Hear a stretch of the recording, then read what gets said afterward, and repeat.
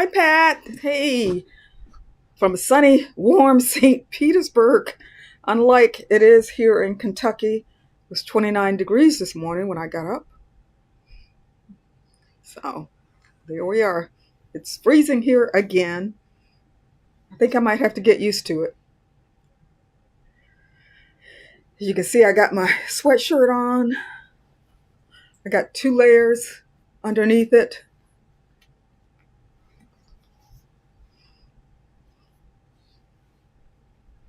So thanks for coming back again today, Pat.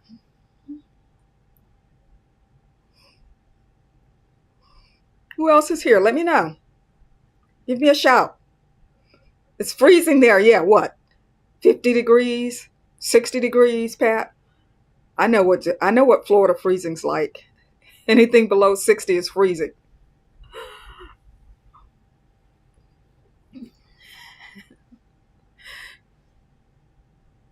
I think the high is supposed to get 30 today, maybe 32. Video, and it sounds good. Good. No feedback, no weird noises. That's good. Hi, Cindy. It's 46. Well, yeah, that is cold for Florida. Thanks for coming, Cindy. Who else is here? Oh, it says 3 people. I think that other person is me on my iPad. Okay. So, I'm going to give it a few more minutes. Tell me what you guys have been doing. What have you been doing lately?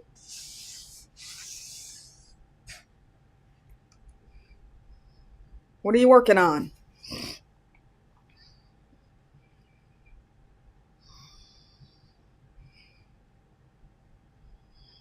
No? Nothing? Well, I spent the rest of yesterday trying to figure out what I did wrong with my live stream. And part of the problem was me, and the other part of the problem was the gremlins in my studio.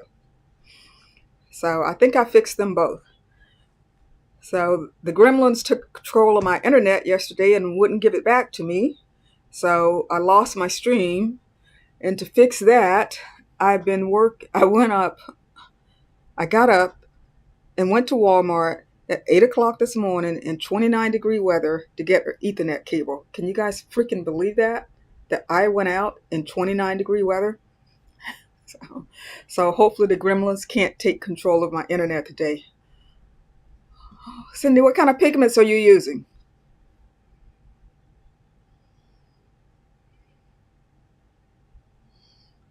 Yeah, Pat, my Pauline's piece is hanging over here on the garage door, waiting for me to finish it. I know, yeah, Platt. You believe I went out in 29-degree weather? I guess I was really determined to make this live stream work. But now I've got a 50-foot Ethernet cable strung across my living room to the studio. Ooh, Cindy, I've been wanting to work with earth pigments. But listen, I'm going to go ahead and get started. I don't know if anybody else is coming. If they do, they can catch up. So, and what kind of fabric sculpture, Cindy?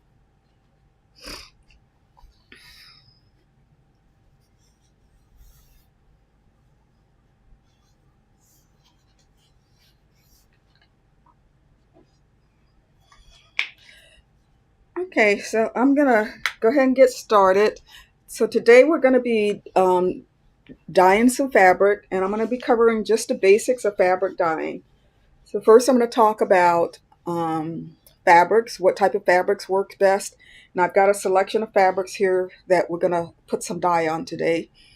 And then I'm going to talk about the different dyes, and I'm going to talk about the properties of the dyes and why they're good for these particular fabrics, and why they're good for home textile artists. I see we got another person on the stream. Go ahead and say hi so I know who's here. We're just about to get started. So I said I'm going to be talking about fabrics and dyes, and we're going to do some basic dyeing techniques. So the first thing I want to do is talk about fabrics, and I'm going to switch the camera and show you the fabrics I got, and I'll talk about them and why I think they're good selections for this type of dye that we'll be using. So I'll go ahead and switch. And yay, it worked. Okay. So I have this stack of fabric here, and I'll go through each piece and tell you what they are. And I've used every one of the fabrics here before for dyeing. So this top fabric is a cotton muslin. It's from Joann's, and it's their premium muslin, so it's supposedly the best quality muslin that they have. It's bleached, so it's white, and I've dyed it with this, and it gives really good color. And what I like about this is it has a nice soft drape to it. So that's Joann's muslin. The next one is another cotton, and this is a cotton broadcloth. It's a tighter weave than the Joann's fabric. It takes the dye a little bit better because it's what they call prepared for dyeing, which means that it has no extra finishes on the fabric. Most fabrics, they have some type of finish on them, whether it's a stain resistant finish or fade resistant finish, or even just a simple starch to make it look good on the boat. But prepared for dye fabrics do not have any finish on them. This I purchased from a company called Test Fabrics, and they're on the East Coast, and they manufacture or have manufactured fabric that are for artists. So this is prepared for dye. It's a little tighter woven than the muslin, so it's a little stiffer, and I don't usually recommend this one for clothing because it's a little stiff unless you want like maybe a really tailored blouse.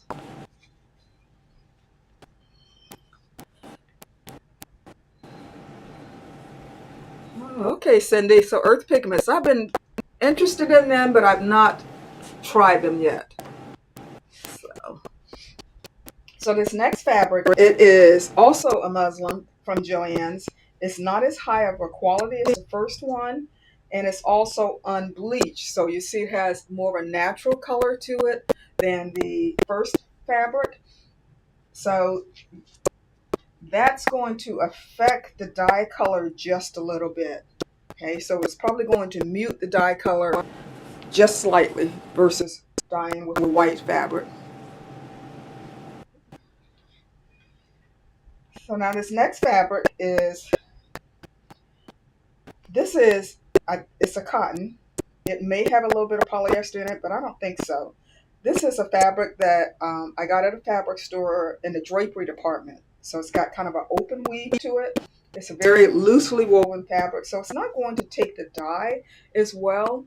I haven't dyed with this yet. I guess I lied earlier. I said I dyed with everything here, but no, I haven't dyed with this yet, but I want to dye with it and see what happens. See how it takes the color. So this next one, this is a rayon and bamboo mix.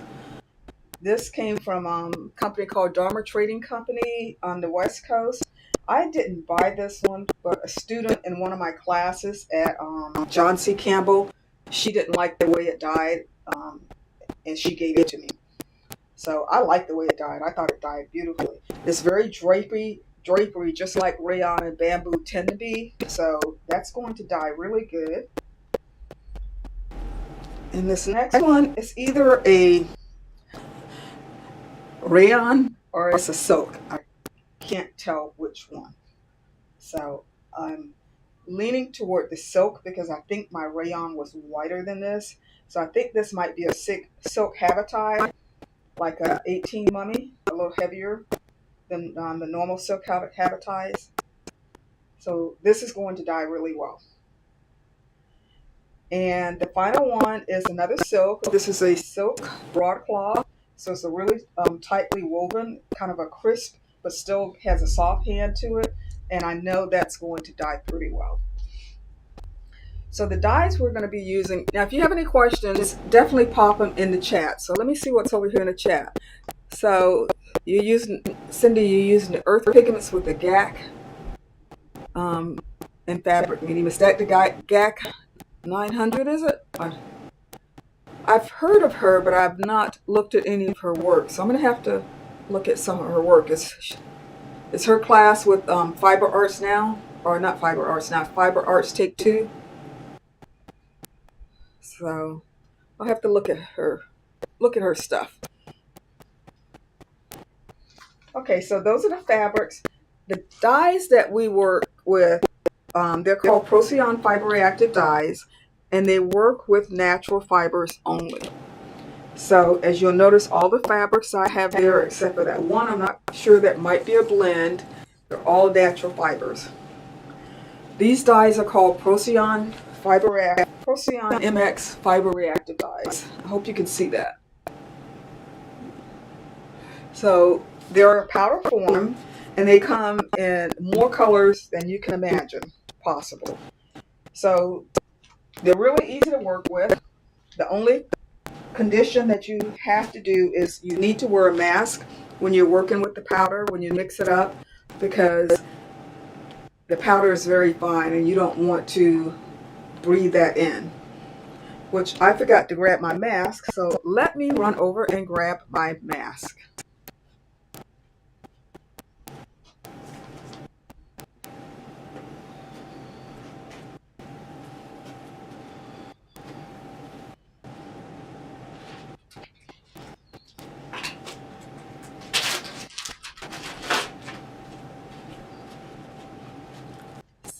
So you definitely want to wear a mask, and you only need to wear it while you're measuring out the powders. Once the powder is mixed in with the water, you can take your mask off. Now let's talk about mixing the dyes. There are a lot of different recipes out there, and they all work. So I say experiment with different recipes and find one that you like. The one that I'm going to be using is pretty much what I learned from Jane Dunawall. And the proportions is 1 teaspoon of dye to 1 cup of water. Now there are other people out there that will weigh their dyes, and I did take a class a long time ago when I first started dyeing with that. And the reason you might want to do that is if you want to try to get consistent results every time you dye. And the teacher that I was taking it from, she was selling her fabric, so that was her reasoning for measuring. Her reason for weighing the dye. I just used a 1 teaspoon to 1 cup of water, and like I said, there's so many different colors. You can buy every color you can imagine, and you can actually mix your own colors too if you don't see a color that you like. So there's that. So what I'm going to do is I'm going to be working with turquoise today, and I'm going to take the fabrics you've seen earlier, and we're going to dye each of those fabrics with turquoise. And the reason I'm only using one color is I want to see how different each fabric takes a particular color. So that's why I'm just going to use one color. And let's talk about mixing. I like to mix in a wide mouth container. And these are some little juice boxes that I find at the dollar store, which is now the $1.25 store. So I like this because it has a wide mouth, but I don't use this to apply my dye. I like to use a squeeze bottle with a nozzle to apply my dye because I have a little bit more control.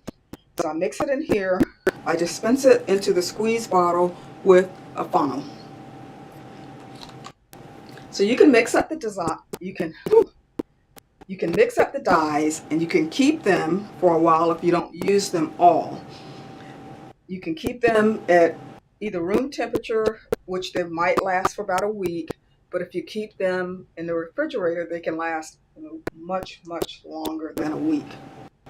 So I'm going to mix up the dye. I'm going to put my mask on for a minute, mix up the dye, and then I'll come back and we'll go over the rest of the preparations that you need to get started dyeing. So if you have any questions, leave them in the comments for me, okay? I'll leave them in the chat. So I'll put this mask on. Take my glasses off.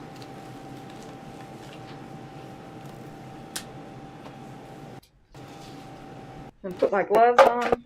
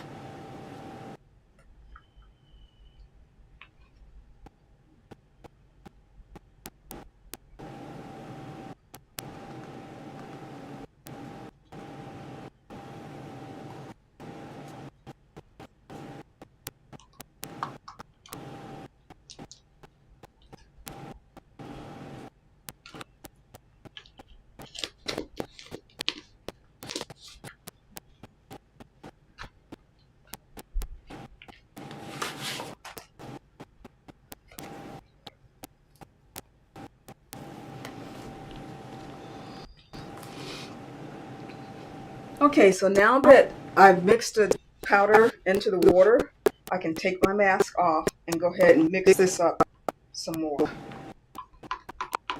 And I do recommend wearing gloves. The dye doesn't hurt your hands. You just might walk around with turquoise colored hands for a few days.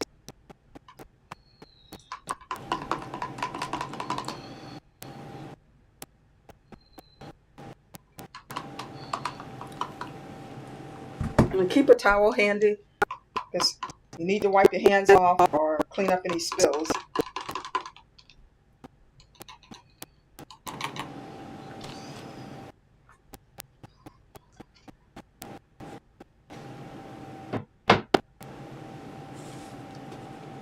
Okay, so I'm going to put the lid back on this. I get these from the Dollar Tree, which I'm not calling the $1.25 tree. And they're juice boxes for kids, but if you have kids, I don't recommend using these because you don't want the kid to think there's some juice in there. And they're not the best quality. So I put some plumbing tape around the threads of the top because I have had them leak on me. So I'm going to shake that up really good and to control any leaks if they happen. I'm going to put this towel on it while I shake it. So I'm just shaking this up. Is that a special type of mask? It's an N95 pad, but it has a little ventilator in it. So it's one of the N95 masks.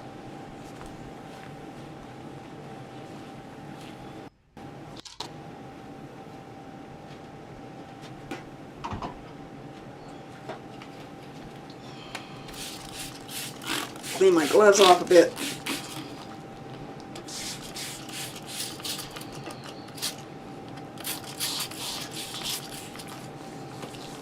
And you notice I have my table covered with plastic so that I don't mess up my table.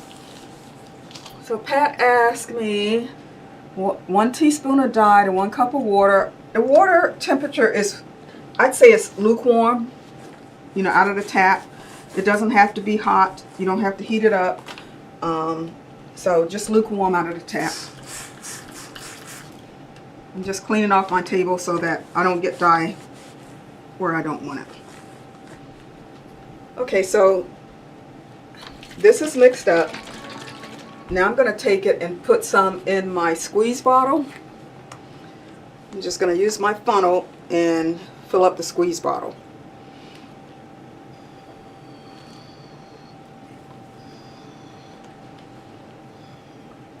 And you don't have to do this this way. This is just what I do. I like to have a little bit more control when I apply the dye and applying it with this. And actually what I've done with this is to help cut down on spills or it leaking when I shake it up. I've hot glued this nozzle. I put some hot glue in that nozzle so nothing will come out of the nozzle anyway. So there we go.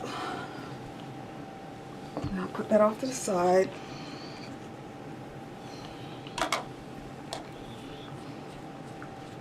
These are squeeze bottles. I buy these from the dye supplier, which I didn't talk about. So let me talk about that. There's 2 main dye suppliers in the United States. Video Froze.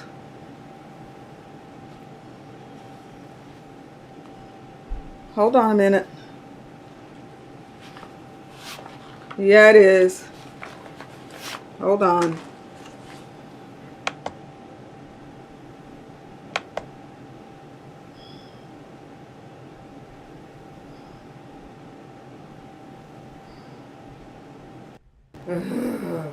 You gotta be kidding me.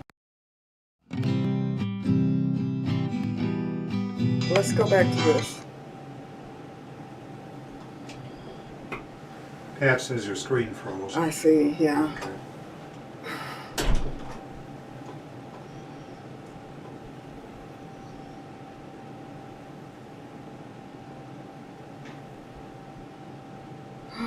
Okay, hold on. Let me try to figure out what's going on here.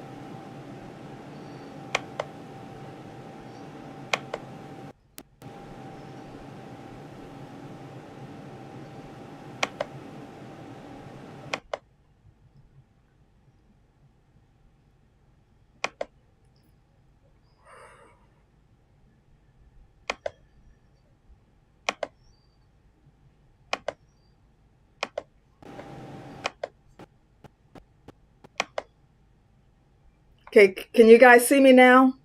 Can you see me? I switched off from the screen, from the camera. So let me know if you can see me.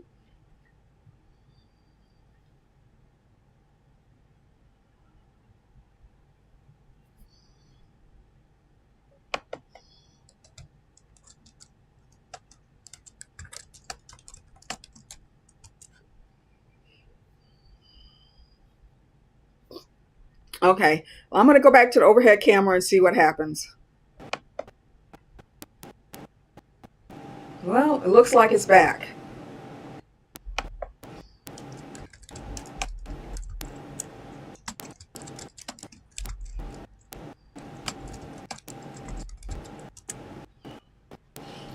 Well, it looks like it's back. So let's go ahead and continue. And I think I left off when I was talking about dye suppliers. So there are two main dye suppliers in the United States, or two of the biggest ones. There's more, but there's two bigger ones. One is called Procion Dye, and if you could see that, that's where I buy my supplies from. And that's mainly because they're on the East Coast, so shipping is cheaper. And I'll put all of this in the description on the replay, so you can have access to that. And the second one is Dharma Trading Company, which is on the West Coast, and I believe that's where that rayon and bamboo fabric came from. So we talked about our fabrics, we've talked about the dyes, and if you have any questions about any of that, put it in the chat for me.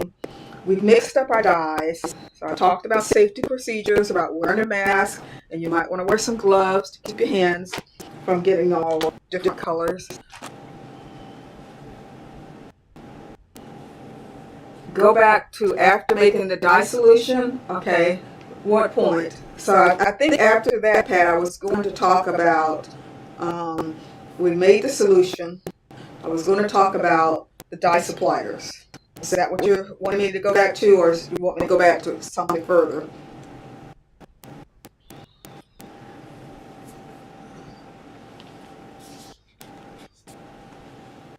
I'm going to clean off my table here while I'm waiting for Pat to answer that.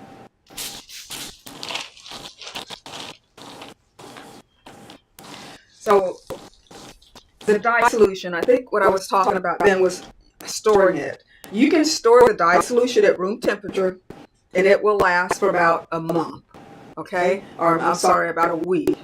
If you store the dye in the refrigerator, it can last for a very long time. I've had some dyes last up to a year in the refrigerator. But generally, at room temperature, it starts to break down and doesn't work anymore.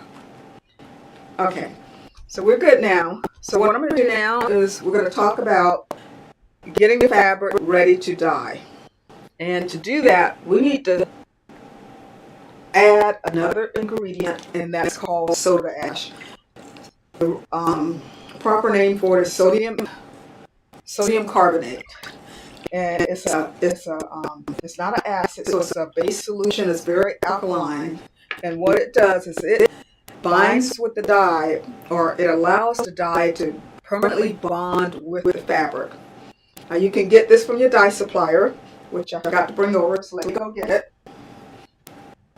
I'll be right back.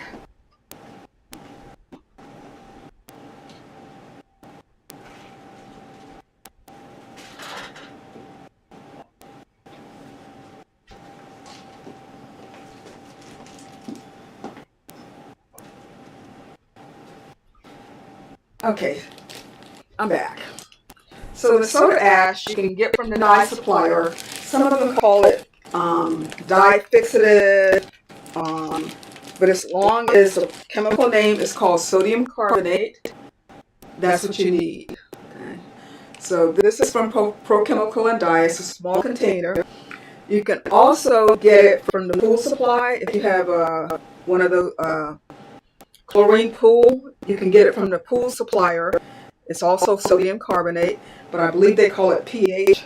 plus or pH up in the pool supply place. Another thing you can do is you can go to the grocery store, and in the laundry department, you can get Arm & Hammer washing soda. And I've heard people say that this doesn't work, but if you read the ingredients, it is, where did I see that? Sodium carbonate. And I have used this, and it does work. So in a pinch, you can use this. I used to buy it at the pool supply place, but I haven't seen a pool supply place around here. So you have to use this for the dyes to become permanent on the fabric. And you have two ways of using it. You can soak your fabric in this solution, and the solution is 1/3 cup of water to 1/3 cup of soda ash to 1 gallon of water. Okay. And you can keep this solution. It doesn't go bad. It doesn't need refrigeration or anything. So you can soak your fabric in a solution, which is what I'm going to do. And you need to soak it for about, I'm sure there are pools in Kentucky, but Pat, I'm out here in Hayvale country. Okay, it takes 30 minutes to get to any place with any decent amount of shopping. So there are no pool supply places in my immediate vicinity, unlike in St. Pete, where I drive 10 minutes at the most, and there'll be a pool supply place. So you have to plan for a shopping trip.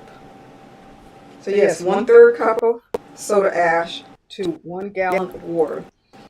So you make that mixture up, and you soak your fabric in it. And traditional wisdom in the fabric dyeing community is soak it for 15 to 20 minutes. I took a class from a lady from Australia, and she said she swishes her fabric in the soda ash, and it was just enough. So I went home and I swished my fabric, and you know what? It worked. So take the 15 to 20 minutes for what it's worth. The other option is to add soda ash to the dye. And I don't do that because once you add the soda ash to the dye, it only has a 4-hour lifespan. So the only way I would do that is I knew I was going to use up all this dye at once. But I'm so used to putting my fabric in the soda ash that I don't even think about putting the soda ash in the dye, because I will end up with wasted dye. So 1/3 cup to 1 gallon. We're going to do a little more than a swish, but we're not going to do 20 minutes. I'm going to put this aside. I'm going to clean off my gloves, move all this dye out of the way.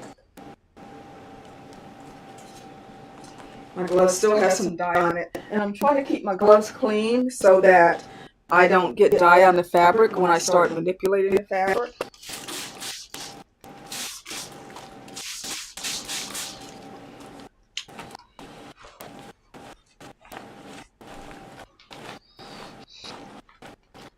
It's not going to hurt the fabric, it's just that I might end up with dye spots that I don't like. Excuse me. I'm going to get a drink of water.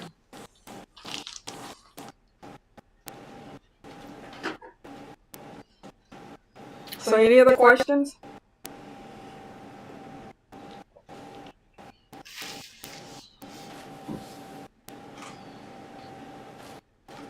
Okay, so what I'm going to do next is I'm just going to get my gloves back on. The soda ash is not toxic or anything, but it does dry your hands out, so.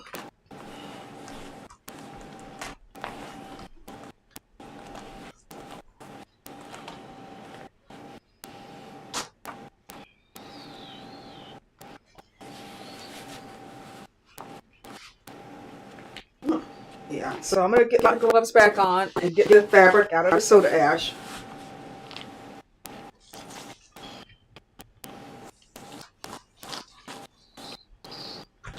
And I'm just going to squeeze out the excess. You want it wet, but you don't want it dripping wet. So I'm just going to squeeze this out.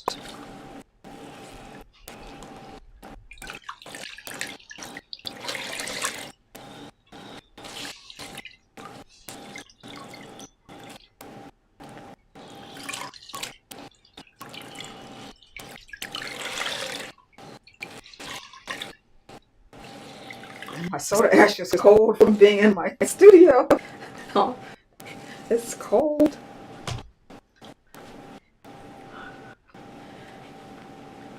Okay, I can set that aside.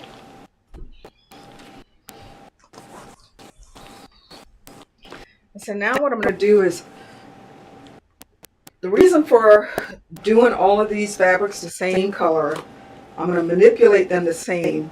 I want to have samples to show the difference in how the dyes take for the different fabrics.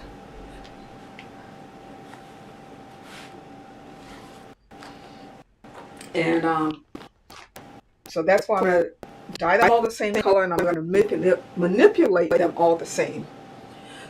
Okay, so Pat asked, if I were to mix two colors before dyeing, do you mix the powders or when they're in liquid form? Pat, I've done both. Okay, it depends on what your objective is. When I was doing the powders, I was going for a very specific ratio of colors. Okay, I was doing a project where I was taking and dyeing a group of fabrics, and I wanted to go from the pure color to gray, and I wanted the mixtures in between. So I wanted to be very specific about how much of each dye went into the colors. So at that time, I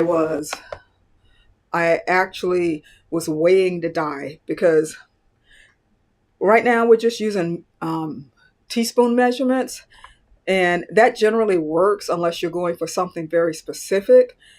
Another reason to weigh the dye is 1 teaspoon of one color will not weigh the same as the teaspoon of another color.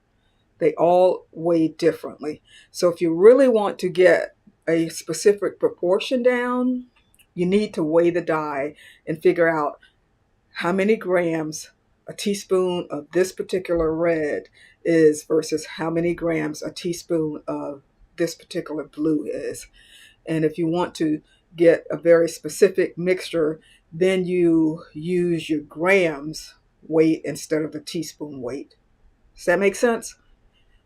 That was a little anal, but I was able to control the gradation from the pure color to the gray in the different steps in between.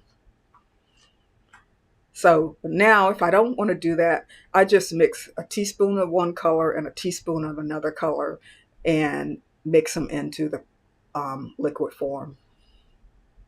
Okay, it's probably more than you wanted to know, but okay. So what I'm going to do now is I'm going to just take each of these particular fabrics and I'm going to scrunch them. I'm doing a basic scrunch, and when I'm trying to do something like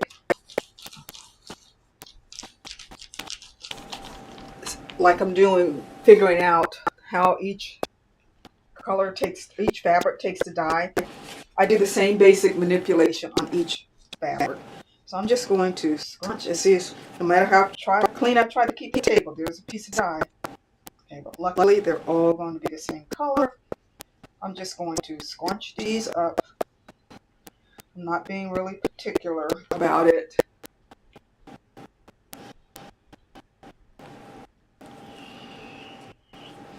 I'm going to put them in one of these little containers that I get from the $1.25 tree. And I like these containers because they're clear, they're cheap. They have a lid that I can put on them, because while the dye is cooking, or what they call batching, or whatever you want to call it, the fabric needs to stay moist, so the fabric can't dry out. And it takes at least 4 hours for what they call batching, which is the time that's needed to allow the fabric or the dye to become permanently attached to the fabric. And so the fabric needs to stay dry or wet during that time. It can't dry out. So I'm just going to scrunch these all pretty much the same way and put them in these containers.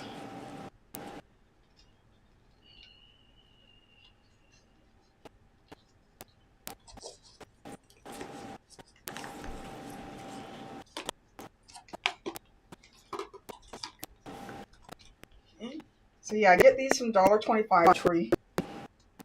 This size comes 3 to a pack for $1.25. And of course, I don't ever put any food in them afterwards. They remain in the studio for dyeing.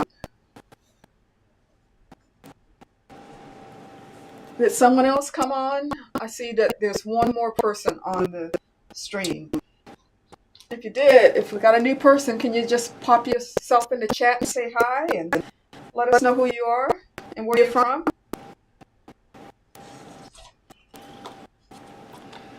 I think I may be short one container.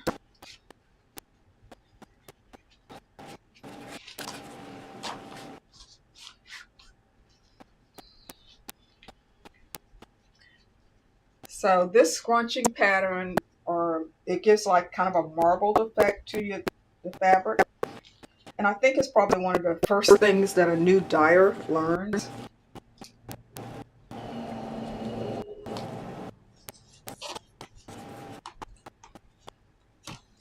going to be one short, so I'll have to get another container.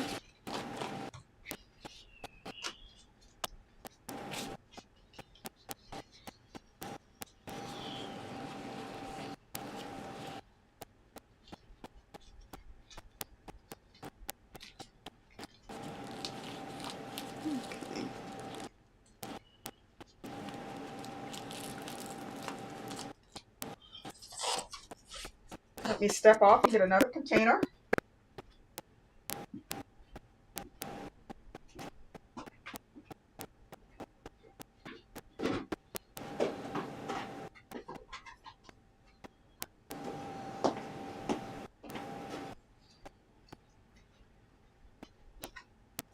Okay, so like I said, the fabric needs to stay moist while it is batching, and it also needs to stay at a room temperature.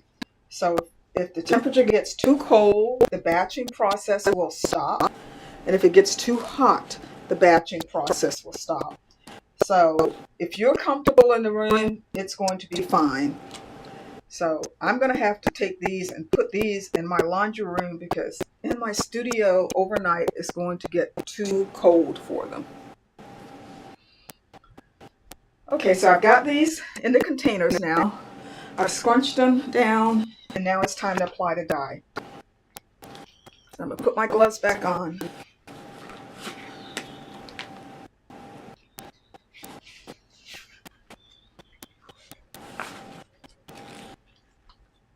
I'm going to shake this up some more. And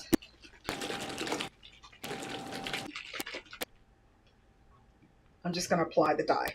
So I like to use these squeeze bottles because I have a little bit more control. And I just squeeze the dye on. You don't have to totally saturate it, and you actually don't want to, well, I suppose you might, but so you see I don't have it totally saturated, and all of the little creases and crevices, the dye shouldn't completely cover those. Another reason I like these is I like to be able to hold this, if I can do that, hold this up. I like to be able to look on the bottom. Okay, I'll do that in a minute because right now I'm spilling dye all over the place. I'll wait till I get a lid on it.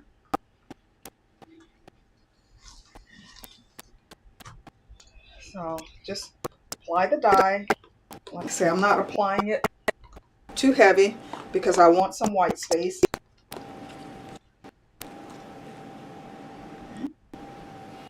The dye will wick into some of the areas, but it shouldn't completely get into all of the crevices. And this is that drapery fabric, so we'll see how that does. That's the one I'm not sure if it's all a natural fiber. And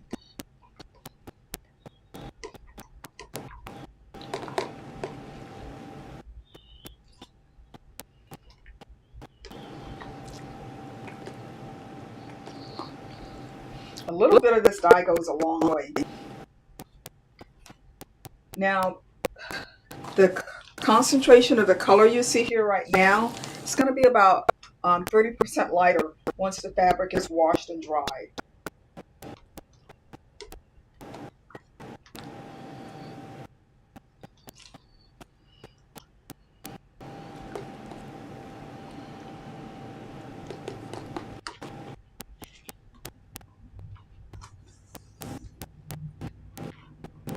Any questions?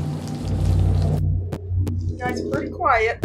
I'm going to put a lid on this, and I want to show you the bottom. And this is another reason why I like to have these clear containers. So you can see what's going on the bottom. I hope you can see. So you can see some of the colors already wicking down into the bottom. But if you don't think it's enough, another thing you can do is kind of take your container, take your fabric, kind of pull it back out of the way, and just put some dye on the bottom of the container. And that way it can wick up from the bottom also. So you can see I added some dye to the bottom.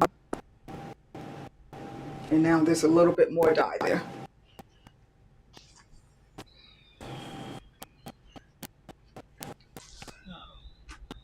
And that's pretty much it. I'm going to put lids on all of these so they can stay moist.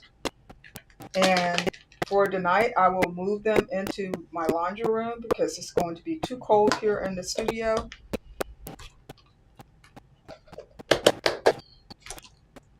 And we'll let these sit. You need to let them sit for at least 4 hours. I like to let my stuff sit overnight. There's no rush on it. And when you're dealing with blues, actually, you want to let blues sit overnight. Some colors will react with the fabric a lot faster. Blue is one of the slowest colors to react. I had a friend of mine once. She was working with the turquoise, and she wanted to gray it down a bit, so she mixed it with gray. And she let it sit for the 4 hours. And when she went to wash it out, all of the blue washed out, almost all of the blue. So the blues, they actually really need to sit for a lot longer than the other colors because they are the slowest color to react to the fabric. Reds react the fastest and then yellow, but blue takes a while. So I just make it a habit of leaving everything overnight. It's just easier that I don't have to remember, oh, how long did I leave that? What color is that? So that's pretty much it for today. These need to sit. Tomorrow, in tomorrow's stream, we're going to wash these out. I'll show you how to do the washout process. Unfortunately, we won't be able to dry them and see them in their finished form in tomorrow's stream. So what I will do, once they're dried and I press them and everything, I will create a little video slideshow to show you what the finished pieces look like. So that's pretty much it for today. Unless you have other questions for me, which I hope you do.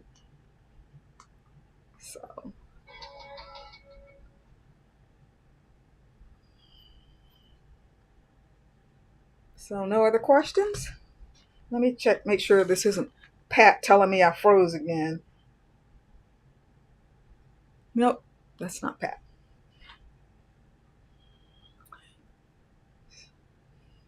Am I still here, guys? You still hear me? It is very doable, and you don't really need a lot of space to do it unless you're dyeing like big, huge yardages. Okay, Pat, thanks for coming.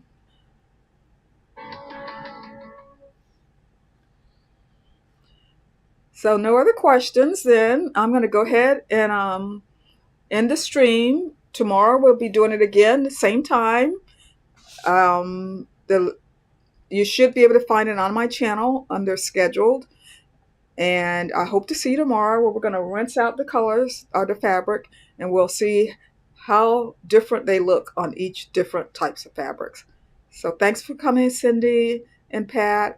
And I don't know if there's anyone else here. If you are, thanks for coming, okay? Bye.